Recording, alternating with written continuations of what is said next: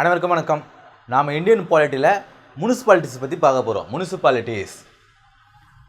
Indian பாலிட்டியில் municipalities பற்றி பார்க்க போகிறோம். முனிசிபாலிட்டிஸ்னால் என்ன? Urban local government. பஞ்சாயத்து ராஜ்னா என்ன? அது கிராமத்தில் இருக்கிற ஒரு அமைப்பு. அது லோக்கல் கவர்மெண்ட். இது அர்பன் அப்படிங்கிறது நகரத்தை சேர்ந்தது. கிராமம் நகரம்னு இருக்கும். இப்போ இந்தியா முழுக்க நாம் நிர்வாகம் செய்யணும் அப்படின்னா பார்லிமெண்ட் இருக்குது. ஸ்டேட்டில் நாம் நிர்வாகம் செய்யணும் அப்படின்னா லெஜிஸ்லேட்டிவ் அசம்பிளி இருக்குது. இதே கிராமத்தில் நாம் நிர்வாகம் செய்யணும் அப்படின்னா அதுக்கு பஞ்சாயத்து ராஜ். நகரங்களில் நாம் நிர்வாகம் செய்யணும் அப்படின்னா அதுக்கு தான் இந்த முனிசிபாலிட்டிஸ் கொண்டு வந்திருக்காங்க. இதை அர்பன் லோக்கல் கவர்மெண்ட் அப்படின்னு சொல்கிறாங்க. இந்த அர்பன் லோக்கல் கவர்மெண்ட்டு 8 டைப்ஸ் இருக்குதுன்னு சொல்கிறாங்க. இந்த அர்பன் லோக்கல் கவர்மெண்ட் 8 டைப்ஸாக இருக்குது அப்படின்னு சொல்கிறாங்க. இது நம்ம அடுத்த கிளாஸில் பார்ப்போம். ஆனால் அது கொஞ்சம் பெரிய சாப்டர் அப்படிங்கிறதுனால அந்த 8 டைப்ஸ் அப்படிங்கிறத நம்ம அடுத்த கிளாஸில் பார்ப்போம். இந்த முனிசிபாலிட்டிஸை சென்ட்ரல் லெவலில் ஒரு 3 மினிஸ்ட்ரி கீழே வருது அப்படின்னு சொல்கிறாங்க. என்னென்ன ministry? Ministry of housing and urban affairs, ministry of defence in the case of cantonment boards, ministry of home affairs in the case of union territories. இது 3 எப்படி அப்படிங்கிறத இந்த 8 டைப்ஸ் இருக்குது இல்லையா? இந்த 8 டைப்ஸ் நம்ம படிக்கும்பொழுது இந்த 3 மினிஸ்ட்ரி எதன் கீழே வருது அப்படிங்கிறத நம்ம அடுத்த கிளாஸில் பார்ப்போம். ஸ்டேட் அரசாங்கம் தான் இந்த முனிசிபாலிட்டிஸை கண்ட்ரோல் பண்ணுது அப்படின்னாலும் சில ஏரியாக்கள் இந்த 8 டைப்ஸ் சொல்லுங்க இல்லையா, 8 டைப்ஸ் ஆஃப் அர்பன் கவர்மெண்ட்டில் இந்த 3 மினிஸ்ட்ரி இதோடைய கண்ட்ரோலில் வரும் அப்படின்னு நம்ம இங்கே பார்க்குறாங்க. பஞ்சாயத்து ராஜ் அப்படிங்கிறது ஒரு செல்ஃப் கவர்மெண்ட். ஆனால் அது ஸ்டேட் கவர்மெண்ட்டு கீழே வரும். ஸோ பஞ்சாயத்து ராஜுக்கு தேவையான அந்த ஃபினான்ஸ் கமிஷன்லாம் ஸ்டேட் அசம்பிளியில் தான் ஒரு மினிஸ்ட்ரி க்ரியேட் பண்ணி அதன் மூலமாக தான் அதுக்கெல்லாம் ஹெல்ப் பண்ணுவாங்க அப்படிங்கிறது நம்ம லாஸ்ட் கிளாஸில் பார்த்துருந்தோம்.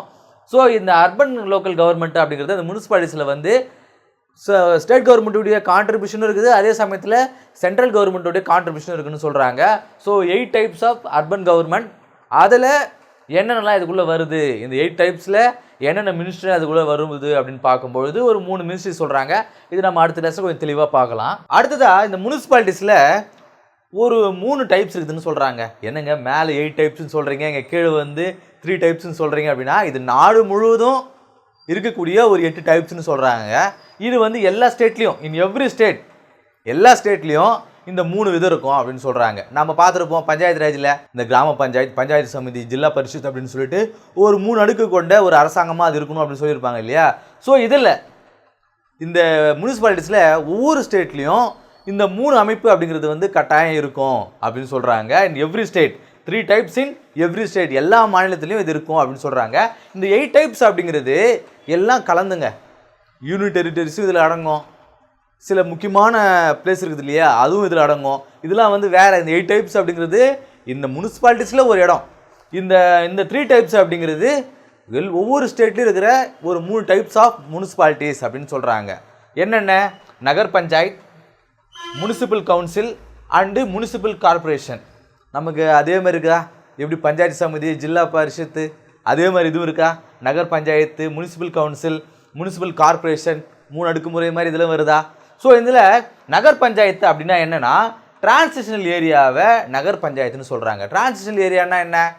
இது வரைக்கும் அது கிராமமாக இருந்தது, திடீர்னு அதை நகரமாக சேஞ்ச் ஆகிருக்கு. நம்ம கண்கூடாக சில இடங்களை பார்த்துருப்போம், அது கிராமமாக இருந்துச்சுப்பா டக்குன்னு சிட்டியாக மாறிச்சு அப்படின்னு சொல்லுவாங்க. எங்கள் ஊரில் கூட ஒரு ஊர் இருக்கும், ரொம்ப வருஷமாக அதை சுற்றி இருக்கிற சிட்டிமாக இருக்கிற ஏரியாலாம் அதே மாதிரி தான் இருந்தது. அந்த இடத்துல ஒரு 4 வீடு தான் இருந்தது. இப்போ போய் பார்த்தீங்கன்னா ஒரு 500 வீடு இருக்குது, பெரிய பெரிய கடைகள்லாம் அங்கே வந்துருச்சு. என் கண் கூட ஒரு நகரம் உருவம் நான் இப்போ தான் அந்த ஊரில் தான் நான் பார்த்தேன். ஸோ அந்த மாதிரி திடீர்னு இது வரைக்கும் கிராமமாக இருக்கும், சடனாக அது நகரமாக மாறும் இல்லையா? ஸோ அந்த மாதிரியான டிரான்சிஷனல் ஏரியாவை நகர் பஞ்சாயத்து அப்படின்னு சொல்கிறாங்க. முனிசிபல் கவுன்சில் அப்படின்னா ஒரு சின்ன நகரம், இது இந்த நகர் பஞ்சாயத்து மாதிரியே இருக்கும், ஆனால் அது கொஞ்சம் ரொம்ப காலமாக இருக்கும், கொஞ்சம் பெரிய நகரமாக இருக்கும் அப்படிங்கிறாங்க. அதை முனிசிபல் கவுன்சில் அப்படின்னு சொல்கிறாங்க. முனிசிபல் கார்பரேஷன்னா என்ன? ரொம்ப பெரிய நகரம், பெருநகரம். ஸோ சென்னை மாதிரியான நகரங்களை முனிசிபல் கார்பரேஷன் அப்படின்னு சொல்லுவாங்க. ஸோ இந்த 3 types of municipalities in every state அப்படின்னு பார்க்கும்பொழுது நகர் பஞ்சாயத்துனா என்ன, முனிசிபல் கவுன்சில்னா என்ன, முனிசிபல் கார்பரேஷனா என்ன அப்படிங்கிற 3 டைப்ஸாக இருக்குது அப்படிங்கிறத பார்த்தோம். இந்த முனிசிபாலிட்டிஸோடைய ஹிஸ்டாரிக்கல் பெர்ஸ்பெக்டிவ் அதோடைய வரலாறு என்ன அப்படின்னு பார்க்கும்போது முதல்ல முனிசிபல் கார்பரேஷன் எங்கே கொண்டு வந்தாங்க அப்படின்னா மெட்ராஸில் தாங்க கொண்டு வந்தாங்க. முதல்ல முனிசிபாலிட்டிஸ் எங்கே கொண்டு வந்தாங்கன்னா மெட்ராஸ் தான் கொண்டு வந்தாங்க, சென்னையில் தான் வந்து கொண்டு வந்திருப்பாங்க. எப்போ 1688 1688 முதல்ல ஃபஸ்ட்டு முனிசிபாலிட்டி எங்கே கொண்டு வந்திருப்பாங்க, மெட்ராஸ் தான் கொண்டு வந்திருப்பாங்க. அதன் பிறகு 1726 பாம்பே வந்து கல்கத்தாவில் கொண்டு வந்திருப்பாங்க. ஃபஸ்ட்டு மெட்ராஸில், அதன் பிறகு வந்து பாம்பேலையும் கல்கத்தாவில் எப்போ 1726 வந்து கொண்டு வந்திருப்பாங்க. 1882 லார்ட் ரிப்பன்ஸ் ரெசல்யூஷன் அப்படிங்கிற ஒரு ரெசல்யூஷன் கொண்டு வந்திருக்கிறாங்க. இது வந்து லோக்கல் செல்ஃப் கவர்மெண்ட்டை வந்து எஸ்டாப்ளிஷ் பண்ணுச்சு. இது வந்து மேக்னா கர்ட்டா, லோக்கல் செல்ஃப் கவர்மெண்ட்டுடைய மேக்னா கர்ட்டா அப்படின்னு சொல்கிறாங்க. அதனால் லார்ட் ரிப்பன் பிரபுவை ஃபாதர் ஆஃப் லோக்கல் கவர்மெண்ட் அப்படின்னு சொல்கிறாங்க. லார்ட் ரிப்பன் பிரபுடைய அந்த ஸ்கீம் தான் வந்து இந்த முனிசிபாலிட்டிஸை, அந்த லோக்கல் கவர்மெண்ட்டை வந்து கொண்டு வந்துச்சு அப்படின்னு சொல்கிறாங்க. அதனால தான் அவரை ஃபாதர் ஆஃப் லோக்கல் கவர்மெண்ட் அப்படின்னு சொல்கிறாங்க. அவர் கொண்டு வந்த அந்த லார்ட் ரிப்பன்ஸ் ரெசல்யூஷன் அப்படிங்கிறத மேக்னா கர்ட்டா ஆஃப் லோக்கல் கவர்மெண்ட் அப்படின்னு சொல்கிறாங்க. டயார்கில் ஸ்கீம் இன்ட்ரடியூஸ். டயார்கில் ஸ்கீம்னா என்ன? இரட்டை ஆட்சி முறை. இரட்டை ஆட்சி முறையை எப்போ கொண்டு வந்திருப்பாங்க? கவர்மெண்ட் ஆக்ட் 1919 1919 வந்து டயார்கில் மெத்தட் வந்து கொண்டு வந்திருப்பாங்க, இரட்டை ஆட்சி முறையை.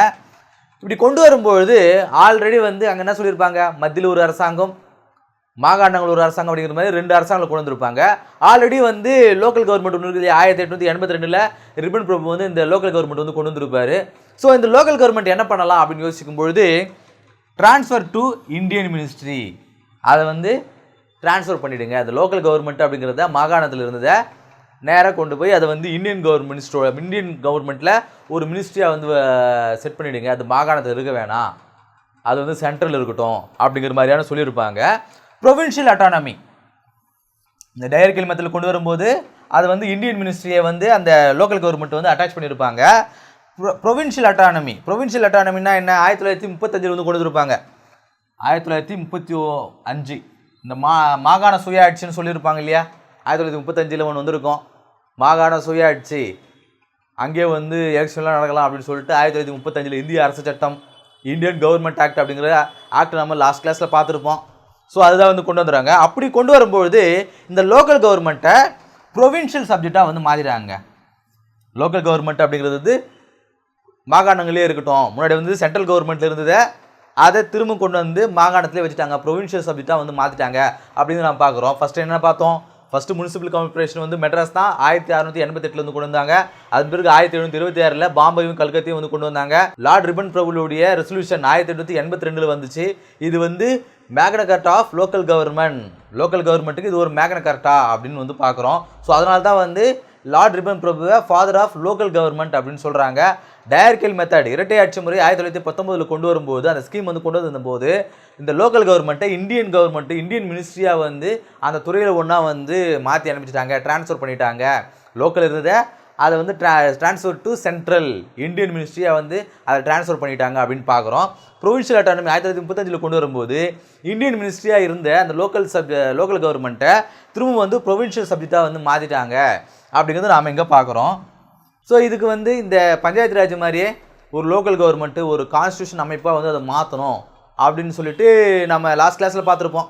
அந்த பஞ்சாயத்து ராஜ் வந்து எப்படி ஒவ்வொரு கமிட்டியாக வந்து அமைச்சு வந்து எப்படி கடைசியில் கான்ஸ்டியூஷன் பண்ணாங்க அப்படிங்கிறத, Ashok Mehta committee, Thungon committee, Gadgil committee, எத்தனை கமிட்டி நம்ம பார்த்துருப்போம். ஸோ அந்த பஞ்சாயத்து ராஜ் கூடவே இந்த முனிசிபாலிட்டிஸ் வந்து கொண்டு வந்திருப்பாங்க. ஸோ அதனால் திரும்ப அதை ஒரு தடவை பார்க்க வேண்டிய அவசியம் கிடையாது. உங்களுக்கு பார்க்கணும் அப்படின்னா அந்த கிளாஸை திரும்ப ஒரு தடவை பாருங்கள்.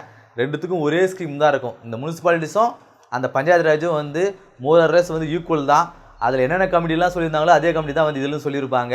ஸோ அதனால் வந்து திரும்ப அதை பார்க்கணுன்னா அது ஒரு தடவை பார்த்துக்குங்க. இப்போது இதை இந்த முனிசிபாலிட்டிஸை எப்படி வந்து கான்ஸ்டியூட் பண்ணாங்க அப்படின்னு பார்க்கும்போது 74th அமெண்ட்மெண்ட் ஆக்ட், இதில் பஞ்சாயத்து ராஜ் வந்து 73rd, பஞ்சாயத்து ராஜ் அப்படிங்கிறது வந்து 73rd, முனிசிபாலிட்டிஸ் அப்படிங்கிறது 74th. அதுவும் 1992 தான். பஞ்சாயத்து ராஜும் 1992 தான். ஆனால் தான் வந்து திரும்ப அது எதுக்கு பார்க்குறது அப்படின்னு பார்க்குறோம். ஃபஸ்ட்டு வந்து ராஜீவ் காந்தி கொண்டு வந்திருப்பார் அது கான்ஸ்டியூஷன் பண்ணுறதுக்கு, அது முடியாமல் போயிட்டுருக்கோம். அது பிறகு வந்து விபி சிங் வந்து கொண்டு வந்திருப்பார், அவரோட கவர்மெண்ட் வந்து கவுந்து போயிடும். அதன் பிறகு வந்து நரசிம்மராவ் தான் கொண்டு வந்து இந்த பில்லை வந்து பாஸ் பண்ணியிருப்பார். ஸோ நரசிம்மராவ் கவர்மெண்ட்டு தான் வந்து முனிசிபாலிட்டிஸும் பஞ்சாயத்து ராஜும் வந்து கான்ஸ்டியூஷன் ஆகிருக்கும் அப்படிங்கிறத பார்த்தோம் லாஸ்ட் கிளாஸில். ஸோ அப்படி 74th அமெண்ட்மெண்ட் ஆக்ட் மூலமாக 1992 முனிசிபாலிட்டிஸ் வந்து கான்ஸ்டியூஷன் படுத்தப்படுது. அதன் மூலமாக பார்ட் 9A பார்ட் 9A அப்படிங்கிற ஒரு நியூ பார்ட் வந்து கொண்டு வராங்க. முனிசிபாலிட்டிஸ் அப்படின்னு அதுக்கு பேர் வந்து வைக்கிறாங்க. இதை வந்து ஆர்டிகல் 243P-லிருந்து 243ZG வரைக்கும் இதோடைய சப்ஜெக்ட்ஸ் என்ன, இதோடைய ஃபங்க்ஷன்ஸ் என்ன அப்படிங்கிறத இங்கே சொல்கிறாங்க. நாம் வந்து லாஸ்ட் கிளாஸில் எங்கள் காட்கில் கமிட்டியில் வந்து ஒரு ரெக்கமெண்டேஷன் சொல்லியிருப்பாங்க. என்ன சொல்லியிருப்பாங்க? ஸோ பஞ்சாயத்து ராஜுடைய அந்த ஃபங்க்ஷன்ஸ் என்ன, அவங்களுடைய பவர்ஸ் என்ன அப்படிங்கிறத கான்ஸ்டியூஷன் படுத்துங்க. சும்மா ஒரு அமைப்பு ஒன்று வச்சுட்டு அதோடைய பவர்னால் என்னன்னு தெரியாமலாம் வந்து சொல்லாதீங்க. நாளடைவில் அதோடைய பவர் வந்து லாஸ் ஆகிடும். அதனால் கான்ஸ்டியூஷன்லேயே அதோடைய பவர்ஸ் என்ன அப்படிங்கிறத வந்து கொண்டு வாங்க அப்படின்னு சொல்லியிருப்பாங்க இல்லையா? ஸோ அதன்படி பஞ்சாயத்து ராஜுக்கும் அதோடைய பவர்ஸ் என்ன அப்படிங்கிறத கான்ஸ்டியூஷனில் வந்து எழுதியிருப்பாங்க. இதே மாதிரி தான் வந்து முனிசிபாலிட்டிஸுக்கும் அதோடைய பவர்ஸ் என்ன அப்படிங்கிறத வந்து இந்த ஆர்டிகல்ஸ் மூலிமா வந்து சொல்லியிருப்பாங்க. ஸோ ஆர்டிகல் 9A வந்து கொண்டு வந்திருப்பாங்க முனிசிபாலிட்டிஸ் அப்படிங்கிறத. அதில் ஆர்டிகல் 243P-லிருந்து 243ZG வரைக்கும் சொல்கிறாங்க. அதே போல் 12th ஷெடியூல் அதுக்கு முன்னாடி வந்து 11 அட்டவணைகள் தான் இருந்தது. அதன் பிறகு வந்து 12வது அட்டவணையாக முனிசிபாலிட்டிஸ் வந்து ஜாயின் பண்ணுறாங்க. அதில் வந்து 8 ஃபங்க்ஷன்ஸ் இந்த முனிசிபாலிட்டிஸுடைய 8 ஃபங்க்ஷன்ஸை வந்து அதில் அட்ரஸ் பண்ணுறாங்க. இந்த 8 ஃபங்க்ஷன்ஸை ஆர்டிகல் 243W வந்து இந்த 8 ஃபங்க்ஷன்ஸை பற்றி சொல்லுது அப்படிங்கிறது நம்ம இங்கே பார்க்குறோம். இந்த கிளாஸ் இல்லாமல் இந்தியன் பாலிட்டியில் முனிசிபாலிட்டிஸ் எப்படி வந்து உருவாச்சு, அதோடைய ஃபங்க்ஷன் என்ன, அது எப்படி வந்து கான்ஸ்டியூஷன் படுத்தினாங்க அப்படிங்கிறத பார்த்தோம். அடுத்த கிளாஸை சந்திப்போம். நன்றி.